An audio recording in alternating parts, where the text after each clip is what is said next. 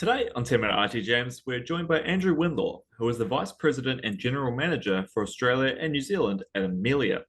Amelia leverages more than 2 decades of global experience delivering industry-leading and industry-packaged autonomic and cognitive solutions for government, enterprise, and medium businesses. Andrew joins us today to tell us more about Amelia and what they're doing in the APAC market. Thank you for coming along, Andrew, and welcome to the Jam. Thank you. Pleasure. Exciting stuff. You're very welcome. Well, let's just get straight into it. For a business that hasn't worked with Amelia before, what are your key products and offerings?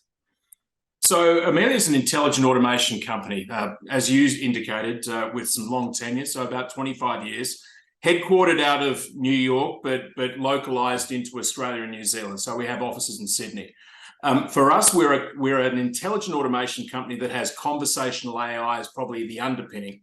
So for us, it's really about thinking about the intelligent AI that we put into our products. If we think about chatbots, if we think about some of that old technology, we've taken it to the next level. So for us, we're sitting on the top right quadrant in terms of our conversational AI. But importantly, our business was actually founded within the intelligent automation space around IT and network management. So when we first started, we did a lot of work with banks and insurance companies in the United States, really getting that automation squared away for those big companies. And that's allowed us to really play in the AI ops space. So some of our largest companies globally are doing a lot of the AI ops work with us to be able to automate their back-end systems. Well, now, what are Amelia's biggest differentiators in the conversational AI or virtual agent vendor landscape? Yeah, and I'd say it's actually getting to be a pretty crowded market space. Everyone seems to have that tenure of AI that sits behind them, and it's like any fad that comes along. So, we actually like to talk about the 25 years that we've been active in doing this. But for us, our catch cry is that we're the most human AI. And really what that sits around is the power for us to have that human-like conversation when we're talking. So if you can imagine us sitting on a contact center for a certain company, or as part of an employee experience, it's really important to have that real human experience. So, I'll give you some examples. When you're talking about, I'm asking a question to you, and then you have a think about it and go, but wait, what happens over here? The ability to be able to switch intent, to switch context is really important. And that only comes when you've got some of the players who are sitting up at the top right quadrant of Gartner in this space. I'll give you an insurance example as well. If I was getting insurance and I rang up and I said, look, I want to get an insurance policy for a BMW 325 1985 model, and I want it to start today, and it's going to be owned by my wife. The person at the other end of the line is going to go, okay, I'm just going to type in, so what type of car is it? We don't want that. We want an experience that's seamless. So we actually sit in the background. Amelia is listening to that conversation, and she's just listened to 5 or 6 different inputs, and she's going to put those inputs into the system ready for delivery. So for us, it's really about being able to do things asynchronously, being able to understand the intent of the conversations and then move through. But importantly also, we've got that, for us, we built the industry capability. So insurance, government, healthcare, telecommunication, banking, all core to us. And what that says is we're actually building AI modules that allow us to have a very strong understanding within that industry. I think importantly now, where we're getting to is we've got now generative AI, which is a real hot topic right now.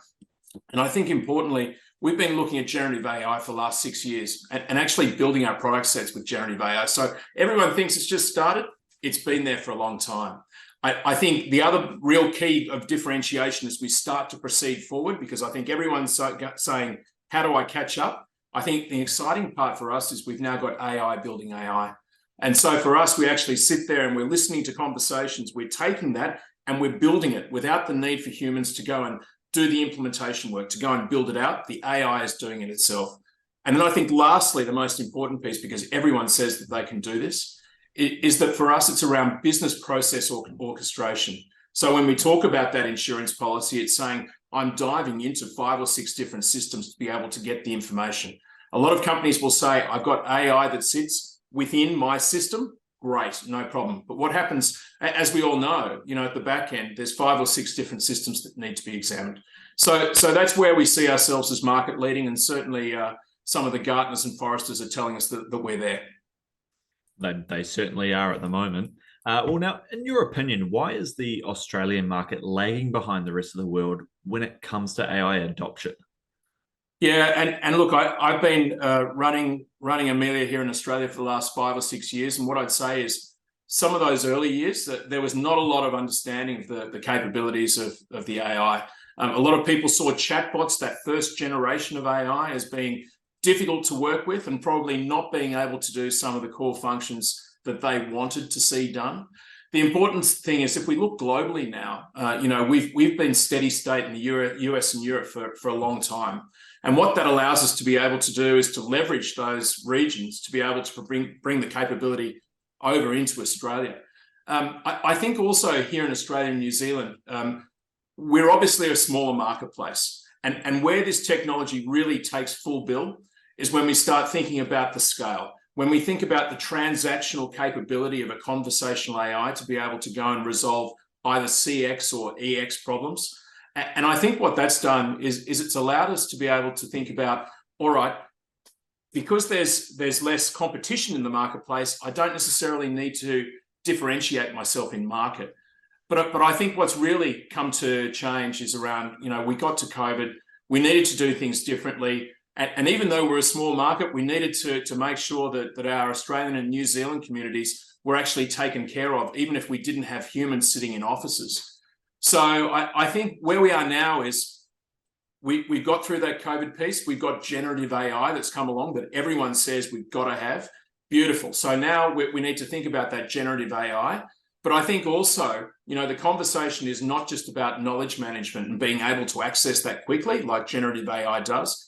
It's really about saying, how do I orchestrate those business processes? How do I get competitive advantage, from the technology to be able to either answer the phone more quickly, to be able to perform a function that would have taken me a long time before, but now it doesn't. So there's a lot of things going on at the moment.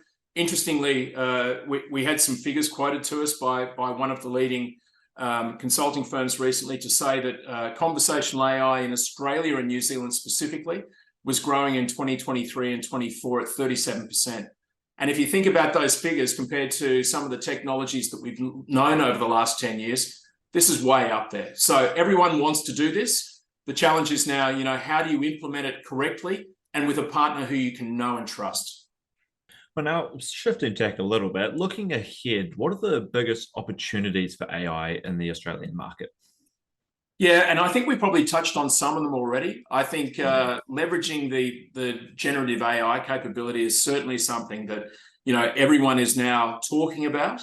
I think there's now a number of companies that are coming in and saying that that's where we're going to put our expertise, and I think that's important because I think for many companies they've held back on AI investment. They haven't known where best to be able to deploy. I think generative AI is an area where if you go ahead and do or implement generative AI, I think you're going to get a response out of your customers and your employees, which I think is going to be a positive one.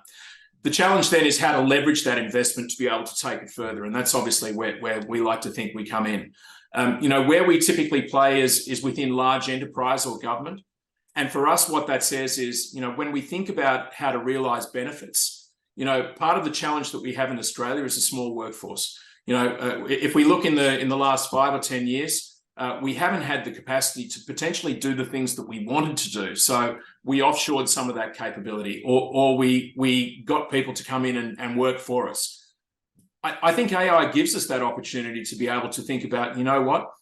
We can actually leverage the capability of conversational AI and generative AI to be able to allow us to be able to do more than we were able to do with a far smaller workforce. So whether it's thinking about something that's internal, that takes a long period of time to do, whether it's something that's conversational and customer facing, where we're experiencing, we get 20,000 calls a day and we've got to go and hire 50 people to bring them up to speed, but it takes us 3 months to train them and they only operate from 9 to 5. If we've got a digital human that's sitting next to us, who can augment the capability of the humans, we're in a very good position to be able to take care of that. And I think the challenge is most people would sit there and go, yeah, that's great, but it's not going to be as good as human experience.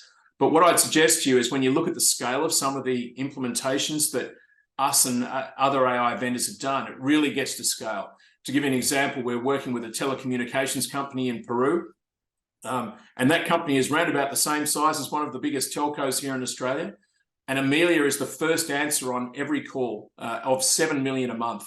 And that's really exciting. And she processes a lot of those in the background herself. So you can see the scale, the systems that she operates with.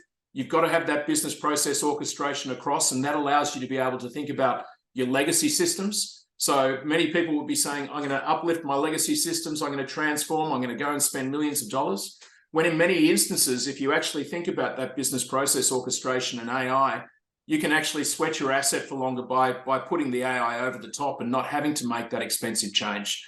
And I think what we're saying is it's really a stepping stone for expansion into other areas. So there's a lot of opportunity right now. And I think for those who are looking to do work with AI, I think the benefits will be very clear. For those that don't, there's going to be winners and laggards in the industry. And, the challenge is there for the company to be able to think through.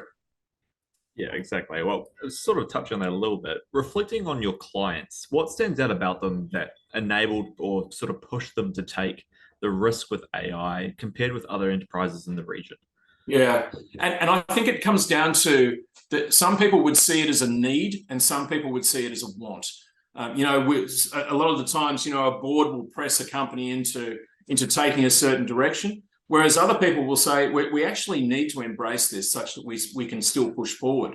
Even some of the contact center industries that we're working with are sitting there going, well, our business is a people business, but they also understand that the business cannot be completed unless they have that that digital interaction. So, you've got to think about the business problems, those business problems that are represented, whether it is, I need to go and hire 100 people. My wait times in the queue are 15 minutes, and we've all experienced that, whether it be an airline or a telco or whatever.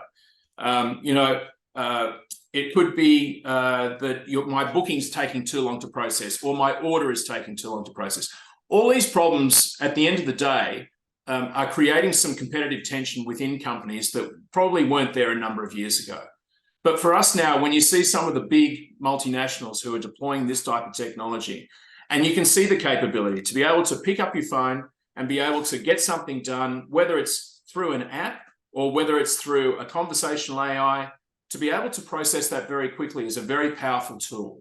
The challenge is obviously the myriad of back-end systems that need to process this. Some of those challenges need to be resolved. So I think what we're saying is, is it a case of putting your toe in the water to get some of this done? The challenge that I'm seeing now is, for some people, we're talking to people about, well, if you put your toe in the water just as an experiment, the likely outcome is that you'll get an experiment. We're saying you need to think about something where, if you're going to deploy the technology, do something that has a meaningful impact that you can show your board, to your executive. Because if you can do that, what ends up happening is people can see tangible outcome in that first phase. And for us, that's what we're seeing is, if someone wants to go in and just say, look, I just want to touch on something, it's not really critical and it's not going to impact on any of my systems, they're getting that output, and that will take them a longer journey to be able to get there. So I think the thing is, for many, what people probably need to understand is, if you're prepared to take the step, if you're prepared to trust in the technology, because it is that steady state, to be able to investigate some of the use cases where it's being deployed in like industries globally with tangible outcome, that's where I think we'll see the companies that are prepared to take that opportunity will ultimately reap the benefit. Well, I guess one final question, a nice easy one to finish off. If an enterprise end user wanted to engage with Amelia, what's the best way for them to go about doing that? So the easiest answer is amelia.com. So we've got a global and a local website there that everyone can access. We're on LinkedIn. I certainly am. We've got an Amelia ANZ site there as well that you can access some of the localized content. We do have offices in Sydney. And ultimately, please just reach out. I think, the technology is at a point now where, you know, we can very quickly show you a capability and be able to respond to needs. So thank you for the opportunity. Well, it has been a pleasure having you on, Andrew, and hearing more about Amelia and what you guys are doing. We look forward to hearing more from Amelia very soon. Many thanks. Take care.